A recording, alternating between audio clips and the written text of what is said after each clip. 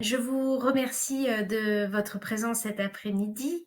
Soyez les bienvenus, au salon de l'emploi et de la mobilité publique organisé par la préfecture de la région Occitanie, avec l'aide de nos partenaires de l'emploi public, et notamment, du conseil départemental du Lot. Donc merci Céline Julien et Anne-Céline Daporta d'être présentes avec nous, cet après-midi. Donc comme je vous le disais en introduction, ce webinaire est enregistré. Cela va permettre qu'il soit accessible en replay. Il le sera sur la chaîne YouTube de la PFRH Occitanie. Pour retrouver ce lien vers la page YouTube, tout en bas du programme, sur la dernière ligne, il y a un petit symbole avec un avion en papier. Ça vous donnera le lien. Et puis sinon, on essaiera dans nos communications sur LinkedIn de remettre le lien de diffusion pour tous ceux qui auraient besoin de revoir ou le plaisir de revoir tous les webinaires de la journée. En fin de présentation, je reprendrai la main parce que je vais lancer un petit sondage avec 5 questions rapides pour que nous, on puisse aussi avoir des éléments statistiques sur la participation à ces webinaires. Et puis, je vous rappelle que le 29 novembre, en complément de cette journée en distanciel, il y aura une journée en présentiel dans 8 départements de la région Occitanie. Donc, n'hésitez pas à vous déplacer si vous le pouvez pour rencontrer les partenaires de l'emploi public, vous renseigner et poser toutes vos questions. Et bien maintenant, je vais céder la parole à nos deux intervenantes. Merci, c'est à vous. Merci, bonjour. Bonjour à tout le monde. Céline Julien, donc je suis en charge directrice adjointe attractivité et numérique. Et Anne-Céline Daporta, je suis chargée de la gestion prospective des ressources humaines, donc ici au département du Lot, et j'ai piloté le projet de marque employeur. Voilà. Voilà, donc je vais juste, reprendre la main sur le PowerPoint, donc et entamer cette présentation qui va se dérouler en 2 parties sur ce webinaire, parce qu'on a en fait 2 démarches à vous présenter, mais 2 démarches, une marque de territoire et une marque employeur, mais qui participent du même état d'esprit et qui en tout cas poursuivent le même objectif, qui est d'attirer durablement, de fixer sur le territoire comme dans nos entreprises des hommes et des femmes qui ont des talents et des savoir-faire pour créer de la richesse. Voilà. Donc moi, dans les médias, je vais m'attacher. Vous voyez l'écran là ? Parce que je ne sais pas. Oui, parfait.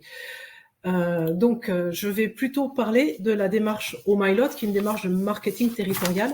Donc, choisir le lot, c'est faire le choix de vivre mieux. C'est en fait le parti pris qu'on a pris immédiatement de valoriser ce qui nous différencie d'un certain nombre de territoires, et notamment des grosses métropoles urbaines et des gros territoires urbains, la qualité de vie et la possibilité de pouvoir avoir un équilibre entre la vie perso et la vie professionnelle. On le dit un peu autrement aussi, en tout cas à l'entrée de notre territoire, aux différentes entrées, c'est ici on est bien, ici on vit bien. Et avant d'évoquer peut-être les quelques actions qu'on a mises en place, les quelques démarches qu'on a mises collectivement en place, même peut-être je vais revenir un peu sur le contexte de la démarche. Pour dire que donc le département du Lot est un département rural assez vaste, je crois qu'on est le 4e département rural de France. On a à peu près 175 000 habitants qui sont répartis chacun dans des espaces de vie, des bassins de vie assez indépendants en fait, et qui parfois même sont tournés sur d'autres parties du territoire. Nos problématiques à l'époque, qui sont toujours un peu les mêmes aujourd'hui, c'est qu'on a une démographie vieillissante. On est le 2e département le plus vieux après la Creuse, je crois, dernièrement.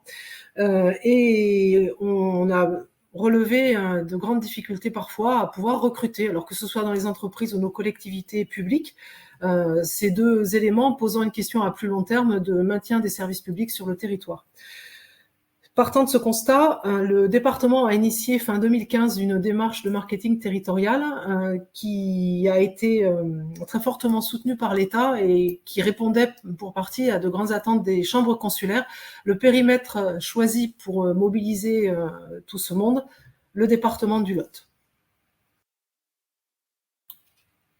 Alors, première étape de la démarche, ça a été de construire une gouvernance avec des partenaires. Donc là, vous voyez sur la partie, je ne sais pas si je peux le montrer, voilà, la partie gauche, tous les partenaires institutionnels avec lesquels on a démarré la démarche. À droite, vous avez des entreprises qui sont pour beaucoup de nos pépites et qui ont accepté de rejoindre la démarche depuis, mais initialement, elles n'étaient pas là. Donc, parmi les partenaires institutionnels, on a le LOT qui pilotait, l'État, je le disais tout à l'heure, qui soutenait, mais on a également les 3 consulaires, la Chambre de commerce, la Chambre des métiers et la Chambre d'agriculture. Les 9 intercommunalités du territoire, auxquelles se sont aussi ajoutées l'Agence de développement touristique, LOT Tourisme et Pôle emploi. À partir de là, on est passé très vite à la deuxième étape qui consistait à faire un diagnostic de territoire pour partager en fait les forces et les faiblesses du territoire et surtout identifier ensemble des cibles à aller séduire. Ces cibles, on en a identifié 4. Les secondes vies, les wanted, les jeunes et les touristes à convertir. Peut-être je vais revenir un petit peu sur certaines parce que c'est pas toujours clair ce que sont les secondes vies ou les profils wanted notamment. Les secondes vies, ce sont essentiellement des trentenaires ou des quadras qui sont souvent en couple avec des jeunes enfants, 1 voire 2, et qui ont envie de quitter les grands centres urbains pour venir s'installer dans un cadre de vie un peu plus apaisé tout en continuant à occuper une profession qui les intéresse. Les wanted, ce sont plutôt les postes que nous avons à pourvoir et que nous n'arrivons pas à pourvoir, que ce soit dans les entreprises ou les institutions, sur des profils des fois très spécifiques, avec des compétences très spécifiques, parce qu'on a des industries de pointe, mais parfois c'est sur des compétences beaucoup plus classiques dans les métiers aussi bien de l'artisanat, du commerce, voilà. Troisième cible, les jeunes. Donc là, on vous l'a dit tout à l'heure, le département est quand même un département majoritairement vieillissant, et donc on cherche à maintenir nos jeunes sur le territoire, les faire revenir, ou à faire venir des jeunes d'ailleurs. Et la dernière cible, ce sont les touristes qui, très souvent viennent et reviennent chaque été. Ils se plaisent ici. Ils n'ont pas forcément envisagé de passer le pas et d'une mobilité géographique pérenne, mais bon, pourquoi pas les inviter à venir s'installer chez nous. Partant de ce constat et en ayant identifié ces cibles, le comité de pilotage a identifié 2 axes de travail majeurs. Le premier consistant à travailler sur la notoriété du territoire, faire connaître le Lot, pas seulement sa qualité de vie, mais déjà le faire connaître. C'était pas forcément évident pour tout le monde. On n'y situait pas forcément sur la carte géographique. Et deuxième objectif majeur, attirer et accueillir de nouveaux actifs. Ah oui, pardon, j'ai oublié de passer à la slide suivante.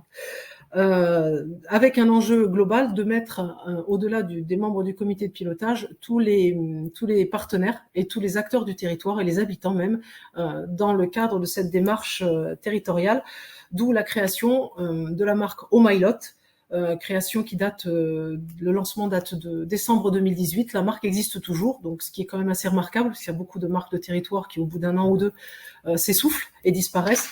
Nous sommes encore là, voilà. Qu'est-ce qu'on a fait?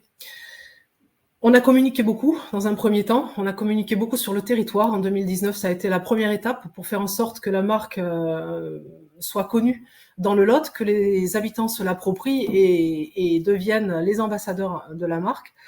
Depuis, bien évidemment, on a développé des campagnes de communication et de notoriété plutôt à l'extérieur du territoire à destination de nos 4 cibles. Parallèlement, on a mis en œuvre des actions de prospection, donc qui sont montées en puissance surtout à partir de 2020, où là, on a déployé à la fois des contacts physiques en se rendant sur des salons. On a fait par exemple le salon de l'emploi et de la mobilité, j'espère que je cite le bon nom, en janvier 2020 à Paris. On fait les salons TAF organisés par la région Occitanie à Toulouse et à Montpellier, et on se déplace aussi sur des événements sur lesquels potentiellement on peut retrouver nos cibles. Le réseau des ambassadeurs et des partenaires prend aussi son importance puisque ces personnes-là qui portent les couleurs d'Oh My Lot et qui les défendent nous renvoient régulièrement des contacts de prospects à suivre ou à aider à s'installer. Parallèlement à ça, on a bien évidemment des contacts numériques. On a mis en place tous les outils en développant une stratégie de contenu sur les réseaux sociaux et surtout en créant un portail d'attractivité qui là s'adresse directement aux prospects, aux familles, aux actifs qu'on a envie d'aller chercher. Voilà. Oui, sachant que peut-être je vais juste revenir 2 petites secondes en arrière pour dire que ce qui reste quand même au cœur de notre démarche de prospection, c'est l'humain, c'est la relation humaine en direct, soit parce qu'on valorise des portraits d'actifs qui sont sur le territoire, donc des vraies personnes qui se sont vraiment installées, qui ont eu un vrai projet de vie sur le territoire, ça on peut le retrouver sur le portail Choisir le Lot, soit parce que derrière nos outils de communication, on a des personnes, des référents accueil qui sont mis en lien directement avec les personnes qui ont envie de venir s'installer ici. Voilà, petit zoom peut-être sur le portail Choisir le Lot, parce que c'est un outil d'attractivité qui est quand même très utile. C'est notre vitrine. C'est un site qui s'adresse donc à tous les prospects et qui peut leur permettre d'accéder à un grand nombre d'informations sur le territoire, à des conseils très pratiques pour répondre à leurs attentes, en logement par exemple, mais aussi qui fait remonter un certain nombre d'opportunités professionnelles, que ce soit d'un côté des offres d'emploi qui remontent par l'intermédiaire de notre partenaire Pôle emploi, ou des opportunités de création d'entreprise sur le territoire. À noter que sur ce site, on trouve aussi donc le moyen d'être mis en relation directement avec un référent. Alors, je vais revenir sur le réseau des référents sur la slide suivante, mais ce site nous met met le prospect directement en relation avec son référent, soit que la personne ait décidé déjà où elle veut s'installer, auquel cas elle aura directement accès au bon référent, soit qu'elles ne le savent pas encore, et là, elle est quand même prise en main pour être accompagnée et affiner son projet. Le réseau des référents accueil, je l'ai évoqué tout à l'heure, c'est ce qui fait un peu la force de frappe de notre démarche et ce qui nous différencie souvent d'autres démarches de marketing territorial. On a souhaité mailler le territoire du département, et donc chaque périmètre d'intercommunalité a un référent dédié, voire même des fois plusieurs. Ça, c'est une question d'organisation interne, mais en tout cas, voilà, tout le territoire est couvert. On a également des référents accueil au niveau départemental, donc comme je l'évoquais tout à l'heure, quand le prospect sait pas encore trop où il veut aller, il sait qu'il veut venir dans le Lot, mais il sait pas encore trop où. Donc là, il est quand même pris en main au niveau départemental jusqu'à ce que le projet soit suffisamment mûr et soit fléché sur un territoire. Derrière ces deux types de référents, on a les référents métiers. Alors là, on s'est plus appuyé sur nos partenaires. Ce sont les chambres consulaires, Lot Tourisme ou Pôle emploi, qui permettent de répondre à des questions beaucoup plus précises qui pourraient concerner soit une reprise d'entreprise, soit la volonté de créer, par exemple, un établissement agricole ou de reprendre un gîte touristique. Et ces personnes-là ont vraiment l'approche très professionnelle. Les référents Lot et le référent territoire, ces personnes-là ont des approches très globales. En fait, on accompagne dans ce cadre-là les prospects dans l'ensemble de leur parcours. Donc, c'est souvent nous qui mettons aussi en relation avec les référents métiers une fois qu'on a ciblé le projet de la personne et ses besoins. Les missions de ces référents, de toute façon, globalement, sont à peu près les mêmes. Promouvoir le territoire, séduire, répondre, apporter un premier niveau d'information, peut-être un deuxième, mettre en relation et comprendre les besoins qui sont exprimés pour vraiment affiner sur mesure la réponse. En fait, il n'y a pas un dossier identique, il n'y a pas de réponse type à apporter. Voilà. Mais c'est aussi l'occasion pour nous de leur faire toucher la réalité du territoire. De Paris, les distances semblent courtes. Sur place, c'est une autre réalité. Donc, on les aide aussi à bien comprendre le territoire sur lequel ils ont envie de venir s'installer. Autre outil qui est arrivé après la mise en place du réseau de référents accueil, c'est un outil plus classique de gestion de la relation client, ce qu'on appelle un CRM. Je ne reprendrai pas le mot en anglais parce que je ne le prononcerai pas très bien. En tout cas, l'objectif de cet outil, c'était de venir appuyer le réseau de référents en mettant en commun un logiciel qui nous permette de gérer nos contacts. Et comme il arrive souvent que certaines personnes arrivent, par exemple, sur le territoire de Cahors, mais finalement vont aller s'installer sur les territoires de Figeac plus à l'est, ça nous permet de ne rentrer qu'une fois les informations dans notre logiciel et de partager directement les informations, le niveau d'accompagnement avec le référent d'accueil de Figeac. Cet outil est très très pratique. Bon, il a juste 1 an et demi, 2 ans de fonctionnement. On est en train de revoir déjà, d'essayer de l'améliorer parce qu'on s'est rendu compte qu'il y avait quelques petites faiblesses, mais c'est normal, c'est nous qui l'avons construit aussi, donc bon, c'est normal qu'il évolue. Juste pour dire que là, vous avez sous les yeux quelques chiffres.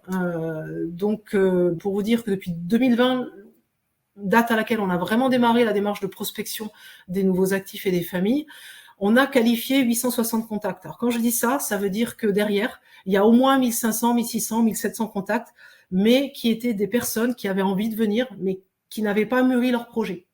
Donc derrière, il y a un accompagnement qui permet d'affiner, et vous le voyez là clairement sur le tableau, 860 contacts qualifiés, derrière 720 projets d'installation, et au final, des projets véritablement installés, c'est 240. Alors après, vous voyez là sur l'écran, on a mis 600 personnes installées. Juste pour vous expliquer notre méthode de calcul, la plupart des gens qu'on accompagne, c'est souvent des couples avec un enfant. Donc on compte peu ou prou pour un projet 2 personnes et demie, 2 personnes à 3 personnes. Donc ce qui explique ce résultat. Vous voyez donc en 2002 qu'on avait 88 projets. Donc ça veut dire 220 personnes installées. Pour 2023, on n'a pas remis à jour les calculs depuis juin, mais voilà, on est à peu près dans les mêmes statistiques, quoi qu'il en soit. Voilà. Et donc cet outil CRM, que nous on appelle CRM, on lui a pas donné d'autre nom pour l'instant, mais en tout cas c'est un outil qui est très utile parce que vous allez le voir sur la slide suivante. Ça nous permet aussi d'avoir une approche statistique et on l'espère évaluation aussi de la démarche, parce que c'est pas toujours évident sur ces démarches d'attractivité territoriale de mesurer véritablement notre impact. Là, vous voyez que donc l'âge de nos contacts, principalement entre 20 et 60, avec une pointe sur 30-40, ce qui confirme en fait que notre cible des secondes vies est tout à fait pertinente. Derrière, vous avez les origines, les principales origines de nos contacts. On n'a pas fait tout le détail, mais très majoritairement, c'est l'Occitanie en premier lieu, l'Île-de-France en deuxième lieu et les Hauts-de-France. À noter quand même que ce résultat correspond au résultat aussi statistique de l'INSEE. En fait, ces 3 régions sont les régions majeures d'où viennent les gens qui viennent s'installer dans le Lot. Donc, ce qui nous tend à nous faire dire quand même qu'on est peut-être pas juste encore avec notre CRM, mais on arrive quand même à des statistiques assez cohérentes. Sur l'autre côté de la slide, vous voyez les métiers les plus recherchés a priori par nos prospects. Bon, je dis bien a priori parce que là, ça dépend aussi de la manière que nos contacts, la manière, pardon, dont nos contacts remplissent les demandes d'information et comment ils nous renseignent, et comme les mots c'est quand même assez particulier pour chacun, mais en tout cas il y a vraiment de tout, du support d'entreprise, de l'industrie, de la communication, beaucoup, ça c'est sûr, hôtellerie, restauration, tout ce qui rentre aussi dans le domaine du tourisme, banque, assurance et services à la personne. Alors aujourd'hui, je crois que je suis presque restée dans les temps.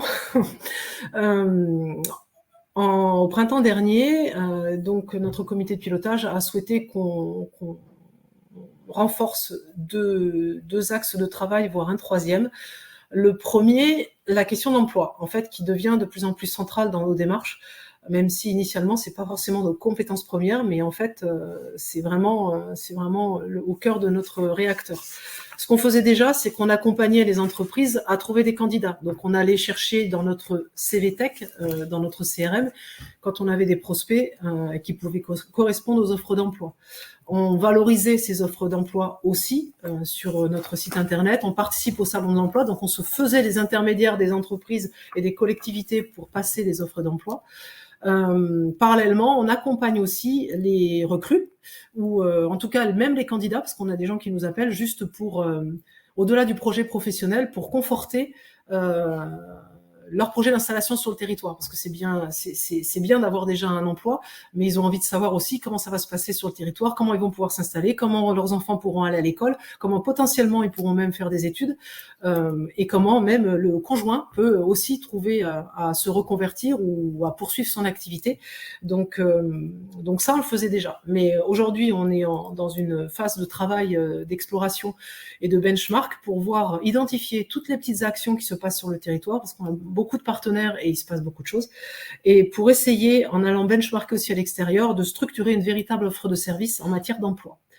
Dans la foulée, on va poursuivre bien évidemment tout le travail autour de la notoriété. Donc on a déjà commencé l'été dernier en restant justement sous une bannière Le Lot recrute. On a fait une première campagne pendant l'été pour toucher les touristes première campagne qui a abouti à une seconde pendant cet automne, là, des derniers mois. Et on travaille sur une troisième campagne, toujours sur la même thématique, pour le printemps prochain. Dernier point de travail, ça va être tout ce qui concerne notamment les jeunes, mais pas que, pour valoriser toutes les filières de formation qui existent sur le territoire et montrer aux jeunes qu'il peut y avoir des opportunités non seulement de faire ses études, mais aussi de trouver des emplois ensuite sur le territoire. Voilà, je crois que j'ai fait à peu près le tour. J'ai sûrement été très vite sur certains sujets, donc n'hésitez pas à poser des questions. Vous pouvez aussi prendre contact directement avec nous par le mail choisirlelot@lot.fr ou aller visiter notre site. En tout cas, merci de votre attention et puis je cède la parole à ma collègue. Bien, mais merci Céline. Donc effectivement, je vais prendre le relais maintenant pour vous parler marque employeur. Donc comme le département du Lot a su se lancer dans une démarche et le chef de fila d'un ensemble de partenaires pour renforcer l'attractivité et la visibilité du département, du territoire, mais il s'est aussi lancé en parallèle dans une stratégie RH qui fait appel aussi à pas mal de compétences de communication, soit en interne, soit en externe, pour renforcer l'attractivité et la visibilité du département, donc en tant qu'employeur, dans sa dimension recruteur, mais pas que dans sa dimension employeur.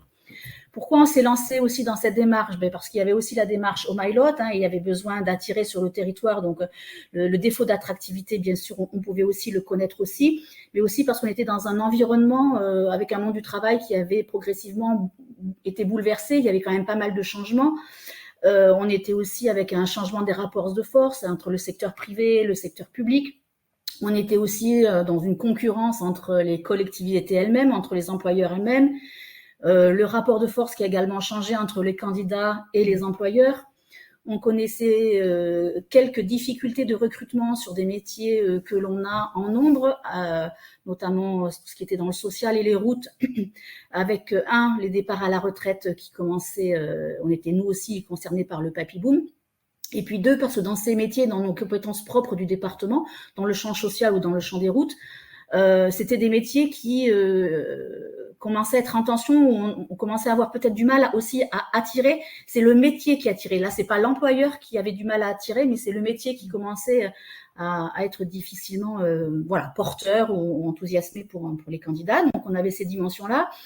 On avait aussi parfois certaines pénuries de candidats ou des désistements de plus en plus fréquents. Donc ça, pour expliquer un petit peu le bouleversement, un peu ce changement du marché du travail. Donc du coup, on a saisi aussi l'opportunité de se singulariser, de se démarquer, de faire la différence auprès des candidats, mais aussi en interne, d'améliorer la fidélisation des talents en se lançant donc dans cette démarche de marque employeur, dont l'objectif est de se démarquer et créer sa différence RH. Et puis, résumer un peu dans le petit schéma, l'objectif d'une marque, voilà, ça intervient sur tous les champs du département comme employeur, pas simplement sur le champ recruteur, même si nous, au départ, on a travaillé surtout à se faire connaître comme recruteur.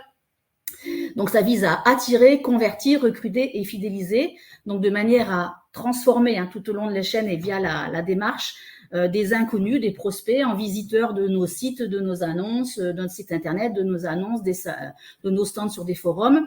Ensuite, de les convertir en candidats qui passent à l'action en déposant une acte de candidature, lettre de CV, motivation qui s'inscrit dans nos processus, on puisse sécuriser et fiabiliser notre processus pour qu'ils deviennent des employés, des agents du département, et puis bien sûr qu'ils restent dans la collectivité où ils auront trouvé à s'épanouir professionnellement et qu'ils en deviennent des ambassadeurs. Voilà, donc nous, on aime bien parler de ce triptyque, attirer, recruter, fidéliser, et que certains présentent dans les 4 champs aussi, attirer, convertir, recruter, fidéliser. On avait un défi à relever avec cette marque, c'était de durer, parce qu'on n'allait pas non plus créer quelque chose. C'est pas un coup de com', quoi. Une marque employeur, c'est une véritable stratégie RH. C'est pas un coup de com' pour un slot, quoi. C'est pas une campagne de com'. Et puis, il y avait une autre nécessité derrière le travail qu'on allait faire, c'était d'être authentique. C'est-à-dire qu'il fallait pas qu'il y ait de décalage entre le message qu'on allait porter à l'extérieur ou à l'intérieur auprès des agents qui y soient, et le message qu'on allait porter aussi à l'extérieur, et que quand les candidats ils arrivent chez nous, ils ne retrouvent pas ce qu'on a annoncé à l'extérieur. Donc voilà, double objectif avec un défi et une nécessité impérieuse d'être authentique. Comment on a fait en fait pour mettre tout ça en place? En fait, ça se décrète pas une marque employeur, ça se travaille. Donc, on l'a choisi de travailler en mode projet. On a mis près d'une année Donc voilà, j'ai conçu le diapo pour que vous puissiez voir aussi le temps et le nécessaire que ça prend. Donc ça se révèle et ça se met en mots au travers d'un slogan et d'un manifeste. Ça sera la fin de l'étape.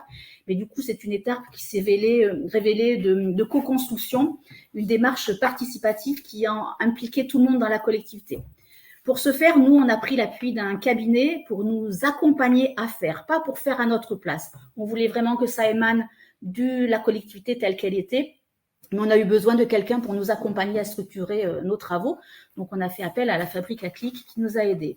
La première étape, ça a été d'analyser tous les documents clés de la collectivité, donc le projet de mandat, ce que les élus voulaient faire de la collectivité, le projet d'administration, sa déclinaison au niveau administratif, le bilan social, différentes choses, et aussi de s'inscrire dans le prolongement de Oh My Lot, avec les atouts qu'elle mettait en place par rapport au territoire. On a aussi cherché à valoriser ça.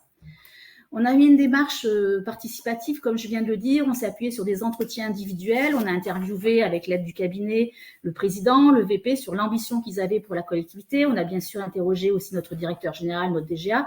Et on a mené aussi une enquête auprès d'agents, un échantillon d'agents. On a essayé de prendre des jeunes, des moins jeunes, des agents niveau bac, bac plus 5, dans tous les métiers de la collectivité, qui siègent à Cahors, qui sont à l'extérieur, qui sont fonctionnaires, qui sont contractuels sur poste permanent, qui sont contractuels pour des renforts. Voilà, on a essayé d'avoir un panel de 12 personnes qui ont été interrogées individuellement. Le gros de l'étape, ça a été au printemps 2022, une enquête auprès de tous les agents du département, un questionnaire d'enquête qu'on avait intitulé « Nos futurs collègues, on s'en mêle » et qu'on a bâti avec l'aide du prestataire. Et on a interrogé en fait l'ensemble des agents sur leur perception à eux du département comme employeur. Donc, on les a enquêtés sur la connaissance et l'image qu'ils avaient du département avant de candidater et une fois qu'ils étaient là, sur le processus de recrutement, les freins qu'ils avaient rencontrés ou les atouts qu'ils avaient trouvés dans notre processus. Donc, on s'est aussi interrogé sur nos pratiques, sur les atouts du département comme employeur, ses axes d'amélioration, sur les valeurs que portait le département et sur ce qu'ils étaient prêts à faire pour nous aider à recruter des agents.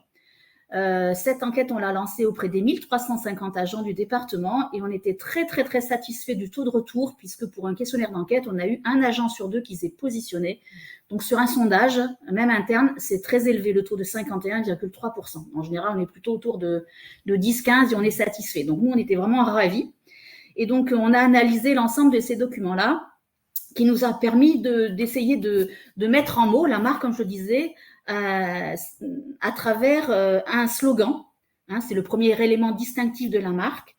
Et puis, à travers des engagements, un manifeste, c'est une déclaration écrite de ce qu'on peut trouver dans la collectivité. Donc, pour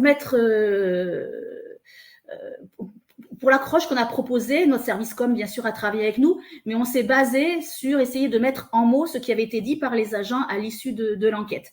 Et donc, du coup, on a proposé trois slogans et on a fait voter l'ensemble des agents du département qui le souhaitaient.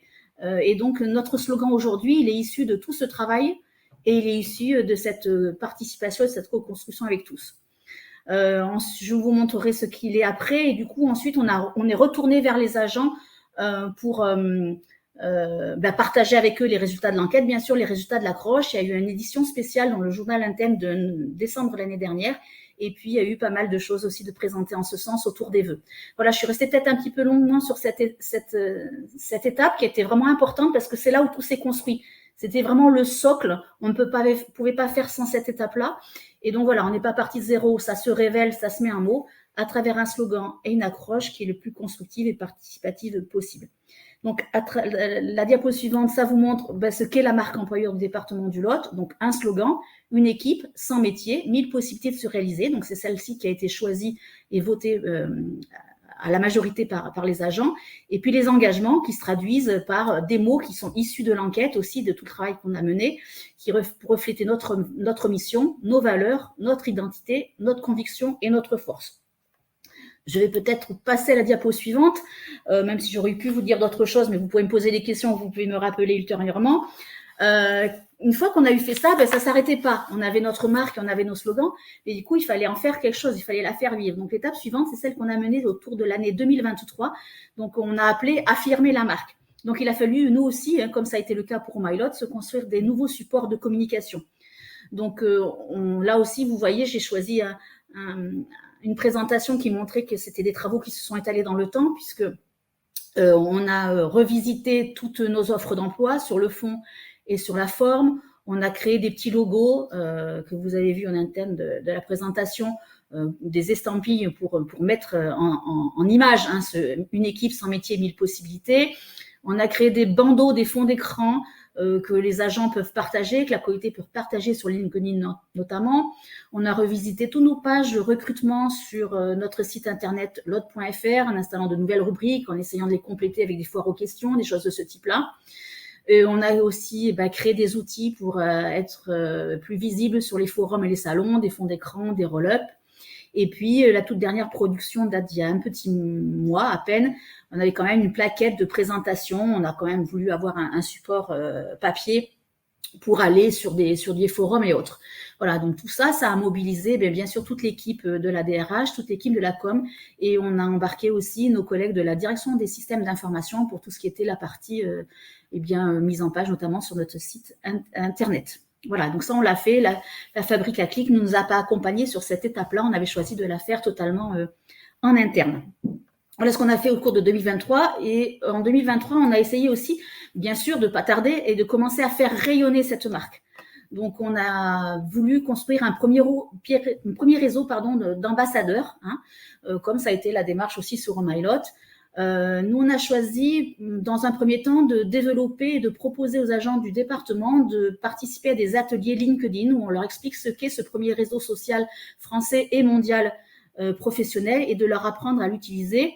Et bien surtout, peut-être que c'est très intéressé, vous nous en excuserez, mais on était dans le cadre de la marque employeur, de nous aider ensuite à partager des communications sur le département dans sa dimension employeur ou d'attractivité et de partager les offres d'emploi. Donc, ce sont des ateliers qu'on anime totalement en interne sur 3 heures. Et à la fin de l'année, on aura sensibilisé 90 personnes qui sont volontaires et qui vont nous aider donc du coup à faire rayonner cette marque. En parallèle, on a essayé de construire un réseau d'ambassadeurs sur les métiers sur lesquels on a les plus en tension, où les difficultés de recrutement vont être un peu plus prégnantes ces prochaines années, notamment par l'attractivité du métier, pas forcément l'attractivité du département du Lot comme employeur sur ces métiers-là. Et donc, on a mené là aussi co-construction, participation, des groupes de travail avec les travailleurs sociaux, donc nos assistants de services sociaux, nos conseillers en économie sociale et familiale et nos référents éducatifs enfance. C'était les 3 métiers principaux du département, pour travailler avec eux les messages qu'ils voudraient porter et qu'ils se sont prêts à porter et qui représentent qu'est-ce que c'est qu'être assistant de service social au département du Lot, de se différencier, de se singulariser aussi sur les particularités qu'on va mettre en avant aussi dans des outils ou des documents de communication. Donc là, on est en train de travailler avec ça avec eux. Voilà, donc on est un peu au début de la déclinaison des outils de com dans des outils métiers. Voilà ce qu'on a fait au cours de ces 2 années-là. Et puis, bien sûr, on ne va pas s'arrêter. On va poursuivre nos travaux de production de nouveaux supports de communication, puisqu'on en a quand même fait pas mal, mais on voudrait aller plus dans le champ des vidéos et aussi des podcasts, donc ça va demander un temps pour les construire. On va poursuivre bien sûr le développement de notre réseau d'ambassadeurs, donc on poursuit les ateliers LinkedIn et on va réfléchir à proposer d'autres actions sur 2024. Une des cibles particulières aussi, ça sera les jeunes, donc du coup on va développer aussi nos relations avec les écoles, on le fait déjà, mais on va renforcer ces liens-là avec des outils de com et des présences sur des forums, mais aussi aller dans les écoles elles-mêmes avec des professionnels. Et on va viser nos 2 métiers, enfin nos 2 champs professionnels en tension, le travail social et les travaux publics et le génie civil. D'ailleurs, on va déjà au forum des métiers du génie civil et des TP, à la Mecque des TP et du génie civil, comme j'ai l'habitude de l'appeler, à Égletons depuis 4 ans. Et donc, du coup, on va axer les relations avec les écoles sur ces champs-là et renforcer notre présence sur des forums et salons. Voilà, c'est ce qu'on voudrait faire à court terme. Je pense que je vous ai tout dit. On doit être aussi à peu près dans les temps. On peut bien sûr aller... On a un petit peu débordé, mais c'était passionnant. Vous êtes passionnés. Donc, oui, c'est vrai qu'on revient avec moi. Voilà. En tout Oui, cas, on est merci beaucoup pour voilà. l'exhaustivité de cette présentation et puis la clarté de vos propos qui montrent bien hein, toutes les étapes, comment ça s'est construit et puis comment vous en êtes arrivé là et tout ce qui vous reste encore à parcourir. Si les participants ont des questions à vous poser, je les invite à écrire dans le fil de discussion. Je vois que voilà, vous avez déjà des remerciements qui apparaissent. Merci pour le remerciement, oui. Alors, je vous propose, vous, de rester en veille s'il y a des questions. Pendant ce temps-là, moi, je vais reprendre la main pour lancer les sondages. Alors, je vais commencer. Donc, si vous avez des questions, hein, n'hésitez pas à interpeller nos deux intervenantes. Profitez qu'elles sont encore là pour répondre, même si elles ont gentiment partagé leurs coordonnées. Et moi, je démarre le sondage. Hop, là.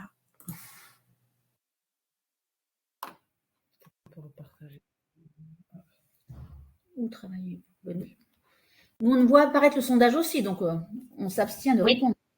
Voilà. On ne va pas fausser les statistiques. Ce serait gentil. Bon, à 1 ou 2 erreurs près, c'est plus pour les tendances. Comme il y a plusieurs questions, je vous demande de répondre un peu rapidement. Quand je vais voir que les personnes ne répondent plus, je vais diffuser. Je vois qu'il y a des choses qui apparaissent en discussion. J'ai vu, avez-vous mesuré l'impact de la marque employeur sur nos recrutements? Donc, du coup, là, pour l'instant, je peux simplement dire oui, et de manière informelle, c'est une sensation que l'on a. Alors, on n'a pas de chiffres, mais on est moins enfin, on peut avoir des chiffres quand même, mais là, c'est mes collègues du recrutement, je n'ai pas pris le soin de le faire avant d'arriver ici. Mais en tout cas, les candidats qu'on a au téléphone, déjà, ont remarqué et nous font remarquer qu'on communique différemment. Voilà, donc le fait de se démarquer, mais ça se voit déjà. Ils nous le disent au téléphone, ils nous l'écrivent, ils sont attirés par nos visuels et puis la manière de rédiger des annonces. Donc ça, c'est sûr. Des partenaires aussi qui nous le font remarquer. Donc du coup, on est ravis. Et ensuite, pour mesurer cet impact-là, la question importante, je n'ai pas pris le temps de le préciser, on envisage sur l'année 2024, avec le service de communication, de faire de nouveau un sondage vers les nouveaux arrivés de 2023, ceux qui auront été attirés jusqu'à nous avec nouveaux outils, parce que nos nouveaux outils, ils existent que depuis 2023, donc du coup, il faut qu'on s'adresse à ceux qui les ont vus, ceux qui ont vu les annonces dans notre nouveau format, ceux qui ont vu les nouveaux formats d'annonces sur lot.fr, ceux qui ont vu nos visuels. Et donc, du coup, on va les interviewer dans le courant de l'année 2024 en ciblant ceux qui sont arrivés en 2023 pour voir comment ils ont apprécié ou quelle est leur appréciation des outils et de la démarche. Et on pourra comparer avec les résultats de l'enquête qu'on avait menée, qui nous ont servi, puisqu'on avait, comme je vous l'avais dit, interrogé, certes, que en interne des gens, mais sur comment ils avaient connu les annonces, par quel processus c'était arrivé. Donc, on pourra comparer avec l'étude de 2022. Voilà ce qu'on a prévu dans un premier temps. Oui, ça, vous avez déjà un étalon de référence, en fait. Alors, pour l'instant, c'est surtout de l'informel, des gens qui nous le disent, mais bon, ils ne le disaient pas avant, alors voilà. Et puis, on a prévu quand même un moyen de le quantifier. Merci pour ces réponses. Je vois qu'il y a... Donc, il y a 2 autres questions. Alors, attendez, parce que moi, je ne vois plus du coup la... Alors, j'avais vu qu'il y avait des stagiaires et des apprentis. Donc, il y a aussi des stagiaires et des apprentis. Nos offres de stage et d'apprentissage sont sur le site lot.fr. Elles sont bien démarquées. Voilà, donc on recueille les candidatures d'opportunités, les candidats qui se présentent. Mais sinon, on propose aussi des terrains de stage et d'apprentissage. Donc, allez voir des offres plus précisément. Après, qu'est-ce que j'ai pu voir? Merci pour les résultats du sondage. Et puis, la fonction publique d'État. Donc, écoutez, collègue de l'État, ma collègue Maëla Langlade sera peut-être pas contente, mais voilà, c'est très facile de rejoindre la territoriale par la voie du détachement, des contrats de projet, la dispo, on sait tout faire. Oui, et puis moi, j'ai commencé à l'État, j'ai fait 15 ans en territorial et je viens de revenir à l'État. Donc, la mobilité interfonction publique, ça marche très bien. Ça dynamise et il ne faut pas hésiter. Et la personne qui est salariée du secteur privé, vous pouvez aussi être employé au département sans être fonctionnaire, puisqu'il y a des passerelles qui sont Ça, c'est dans toutes les fonctions publiques. Donc, chez nous, bien sûr, parce que nous sommes les meilleurs. Mais sinon, vous pouvez aussi aller voir dans d'autres fonctions publiques. Vous n'êtes pas obligé de détenir un concours pour travailler dans la fonction publique. Oui, on découvre des Voilà. secteurs d'activité qu'on n'imagine pas. Moi, j'ai commencé dans le privé aussi, et c'est vrai que ça fait maintenant plus de 15 ans que je suis dans la fonction publique, et il y a vraiment des collègues extraordinaires, mais au-delà de ça, des champs d'intervention passionnants et des compétences, de vraies compétences et de vrais savoir-faire. Après, si on voit le profil sur les tranches d'âge, donc on a des personnes qui sont entre 4 et 5, donc entre 40 et 60 ans. Donc, qu'est-ce que je peux vous dire que nous, on fait pas que du jeunisme, hein, voilà, et on fait pas que du seniorisme non plus. On essaye de recruter les personnes en fonction de leurs compétences. Et donc, sur notre site internet, je vous sais, j'ai mis ma petite plaquette. Je crois que un des derniers recrutés de l'année dernière, il avait 53 ans. Donc, vous voyez, on n'est pas fermé non plus aux personnes, les jeunes à qui on donne leur chance, et puis bien sûr aux ceux qui ont plus les couleurs de cheveux comme les miens, ils sont aussi les bienvenus au département du Lot. Eh bien, écoutez, sur cette phrase, je vous propose de conclure votre intervention. Un grand merci à vous. Merci aux participants. Je vais mettre fin à l'enregistrement maintenant, récupérer les données et puis vous souhaiter une bonne fin de journée à tous. Merci et à puis vous. surtout, n'oubliez pas, le 29 novembre, dans les départements qui participent, vous pouvez venir en direct et puis sinon, contactez nos intervenants par mail. À très bientôt. À très bientôt. Au revoir.